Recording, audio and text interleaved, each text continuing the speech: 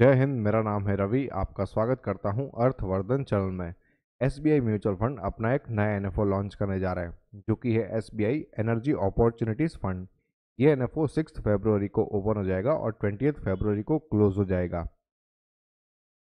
इस एनएफओ की सारी डिटेल्स देने से पहले मैं एक अनाउंसमेंट करना चाहता हूं। अगर कोई इन्वेस्टर ऐसा है जो अपनी इन्वेस्टमेंट जर्नी के ऊपर प्राउड करता है, तो वो अपनी स्टोरी हमारे साथ में शेयर कर सकता है। उसके लिए नीचे मैंने अपना नंबर दिया है, वहाँ पर आप कभी भी कॉल कर सकते हैं। साथ में ऐसा कोई अगर इन्वेस्टर्स हो जिनको म्यूचुअल फंड के अंदर इन्वेस्टमेंट से बहुत ही खराब एक्सपीरियंस हुआ हो, वो भी हमें कॉल कर सकते हैं। तो नंबर मैंने नीचे दे दिया है, आप कभी भी कॉल कर सकते हैं। ये जो थीम है एनर्जी की, वो बहुत ही लंबे समय तक चलने वाली है। इसके पीछे का रीज़न ये है कि इंडिया का जो गवर्नमेंट है, इन्होंने आत्मनिर्भर भारत की जो थीम हमारे अमृत काल के लिए इस्टेब्लिश करी है, वो इस थीम को बहुत ही ज़्यादा सपोर्ट करने वाली है। और साथ में गवर्नमेंट भी जो है इस थीम के अंदर इन्वेस्टमेंट में या फिर इसको ग्रो करने में कहीं पर भी पीछे नहीं रहने वाली है। अभी साथ में यहाँ पर जो फैक्ट्स है इंडिया की इकोनॉमी के बारे में और साथ में एनर्जी के बारे में, वो भी मैं आपको बताता हूँ। इंडिया जो है वो सबसे लार्जेस्ट एनर्जी कंज्यूमर है और साथ में सबसे फास्टेस्ट ग्रोइंग एनर्जी डिमांड भी इंडिया के अंदर ही है।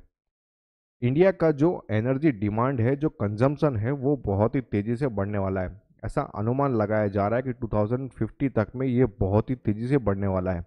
बाकी अगर कंट्रीज़ के साथ में अगर हम कंपेयर करते हैं, तो एनर्जी का जो कंजम्पशन है वो कम होगा। आप यहाँ पर देख सकते हैं, जैसे कि यूनाइटेड स्टेट्स के अंदर देख सकते हैं, यहाँ पर ये कम हो रहा है। ब्राज़ील के अंदर भी कम हो रहा है। साथ में यहाँ पर यूरोपियन यूनियन जो है उसमें भी कम होते हुए देखने को मिल रहा है। रशिया के अंदर भी कम होते हुए देखने को मिल रहा है। यहाँ पर चाइना के अंदर भी हमें डिमांड कम होते हुए देखने को मिल रही है। लेकिन इंडिया ही एक ऐसा कंट्री है जहाँ पर हमें डिमांड बहुत ही तेज़ी से बढ़ते हुए देखने को मिल रही है। 2050 तक में डिमांड ऑलमोस्ट डबल होने वाली है। यहाँ पर हमको ये पता होना चाहिए कि इंडिया के अंदर दो टाइप के एनर्जी सोर्सेज है। एक तो है ट्रेडिशनल सोर्सेज और दूसरा है रिन्यूएबल सोर्सेज। 2019 के अंदर जो जो एनर्जी सोर्सेज है, वो 2050 तक में बन जाएंगे रिन्यूएबल सोर्सेज के अंदर। मतलब जो ट्रेडिशनल सोर्सेज है उसको हम उसके थ्रू हम उसके थ्रू हम एनर्जी जनरेशन कम करने वाले हैं और साथ में जो रिन्यूएबल सोर्सेज है उसको यहाँ पर बढ़ाने वाले हैं। मतलब ऐसा 68% का टारगेट है कि यहाँ पर रिन्यूएबल एनर्जीज के थ्रू ही अपना एनर्जी जनरेशन होने वाला है। ग्रीन एनर्जी के बारे में अगर हम बात करते हैं, तो गवर्नमेंट ऑफ इंडिया ने बहुत ही बड़े बड़े टारगेट्स लिए हुए, जिसको वो अचीव करने के लिए बहुत ही फोकस तरीके से काम हो रहा है।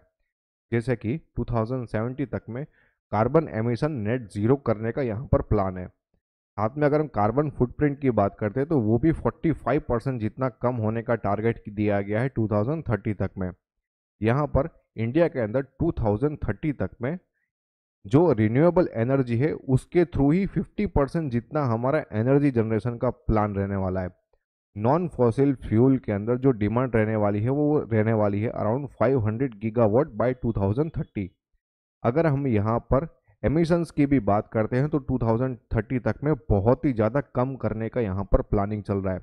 और ये सब जो मुमकिन होने वाला है वो यहाँ पर दो तरीके से रहेगा। एक तो रहेगा सोलर, दूसरा रहेगा यहाँ पर ग्रीन हाइड्रोजन। ग्रीन हाइड्रोजन के भी जो प्रोजेक्ट्स है वो बहुत ही तेज़ी से चल रहे हैं। पीएलआई स्कीम्स के अंदर भी पीएलआई स्कीम्स भी इसके अंदर इंट्रोड्यूस होने वाली है। जैसे कि हम सबको पता है कि पेट्रोल के अंदर एथेनॉल ब्लेंडिंग भी हो रहा है, और वो भी जो क्वांटिटी है एथेनॉल की वो आगे आने वाले समय के अंदर बढ़ेगी। बायोगैस को भी यहाँ पर यूज़ कर रहे हैं, और जो नेशनल क्लीन एयर मिशन है उसको भी बहुत ही तेज़ी से प्रमोट किया जा रहा है। अगर हम रिन्यूएबल एनर्जी की बात करते हैं, तो रिन्यूएबल एनर्जी का जो कैपेसिटी एक्सपांसन है वो आप यहाँ पर देख सकते हैं कि जो कैपेसिटी एक्सपांसन है वो बहुत ही तेज़ी से बढ़ा है। 2010 के अंदर ये कितना कम था, ये आप यहाँ पर देख सकते हैं, और अभी के समय में ये कितना बढ़ चुका है। साथ में अगर हम एनर्जी जनरेशन की बात करते हैं, तो रिन्यूएबल एनर्जी के अंदर दो तरीके से एनर्जी जनरेशन होता है। अभी के समय में सोलर और विंड का बहुत ही बड़े पैमाने पर यूज़ हो रहा है। तो जो सोलर और विंड एनर्जी का जो डिमांड ग्रोथ है वो आप यहाँ पर देख सकते हैं, और उनका रेशियो कितना है इन दोनों पावर जनरेशन सोर्स के अंदर, वो भी आप यहाँ पर देख सकते हैं। फाइनेंशियल ईयर 2010 के अंदर रिन्यूएबल एनर्जी का जो ग्रोथ हो रहा था वो 5% के आसपास था, और अभी के समय में हम देख रहे हैं कि 2023 तक में ये ग्रोथ बढ़कर हो चुका है 13%। कहाँ 5% का ग्रोथ हो रहा था और अभी हो रहा है 13% का। वर्ल्ड की सबसे बड़ी जो एनर्जी प्रोड्यूसिंग कंपनी है वो है सऊदी अरामको। ये सबसे ज़्यादा तेल को निकालती है और एक्सपोर्ट करती है। इसके कंपैरिजन में हम अगर इंडियन कंपनीज को अगर टोटल कर दे तो भी इसके बराबर नहीं हो पाता है। मतलब ये जो कंपनी है वो बहुत ही बड़ी है, इसके आसपास भी पहुंचना बहुत ही ज़्यादा दूर की कौड़ी दिखाई दे रही है। अगर हम निफ्टी एनर्जी को निफ्टी 50 के साथ में कंपेयर करके देखते हैं तो हम देख सकते हैं कि बहुत शानदार तरीके से रिटर्न दिया है निफ्टी एनर्जी ने over the period of years. Financial year 2001 से लेके फाइनेंशियल ईयर 2023 तक में अगर हम देखते हैं तो निफ्टी 50 ने 14% का रिटर्न दिया है, जबकि निफ्टी एनर्जी ने 19.22% CAGR के हिसाब से रिटर्न दे रहा है। और अगर हम इसके पास्ट रिकॉर्ड को देखें तो निफ्टी एनर्जी ने एक साल के अंदर 30% का रिटर्न दिया है, निफ्टी 50 ने 20% का रिटर्न दिया है। निफ्टी एनर्जी ने 3 साल के अंदर 28% का रिटर्न दिया है और निफ्टी 50 ने 17.34। 5 साल के अंदर यहाँ पर निफ्टी एनर्जी ने 21% का रिटर्न दिया है, जबकि निफ्टी 50 ने 16.23% का। लास्ट 10 सालों में निफ्टी एनर्जी ने 17% CAGR के हिसाब से रिटर्न दिया है और निफ्टी 50 ने 14.57। सिंस इंसेप्शन निफ्टी एनर्जी ने 19.22% का रिटर्न दिया है, जबकि निफ्टी 50 14.72% CAGR के हिसाब से रिटर्न दे रहा है। मतलब हम देख सकते हैं कि निफ्टी एनर्जी बहुत ही कंसिस्टेंटली शानदार तरीके से परफॉर्म कर रहा है और निफ्टी 50 को बीट कर रहा है। और अगर हम गैस कंजम्पशन की भी बात करते हैं तो हम देख सकते हैं कि ये फ्लैट तरीके से चल रहा है। मतलब डिमांड भी अच्छी खासी रहती है, ना कम हो रही है ना ज़्यादा हो रही है। अगर हम गैस ग्रिड्स की बात करते हैं, गैस ग्रिड का मतलब ये होता है कि जो पाइपलाइंस घर तक लगी हुई होती है गैस की, तो वो भी बहुत ही तेज़ी से बढ़ रही है। इसका डिमांड जो है वो भी बहुत ही तेज़ी से बढ़ रहा है। और अगर हम प्राइसेस की भी बात करते हैं तो ये भी कंसिस्टेंट चल रहा है, मतलब ना ज़्यादा बढ़ रहा है ना ज़्यादा कम हो रहा है। यहाँ पर दो फैक्टर्स को यहाँ पर कंसिडर करने वाले हैं इन्वेस्टमेंट के लिए। पहला यहाँ पर ट्रेडिशनल एनर्जी जनरेशन वाली कंपनीज है उनके ऊपर, और साथ में जो न्यू एनर्जी रिन्यूएबल टाइप की जो एनर्जी का जनरेशन करने वाली कंपनी है उनके ऊपर। इन दोनों को यहाँ पर यूज़ करके पोर्टफोलियो को बनाने वाले हैं।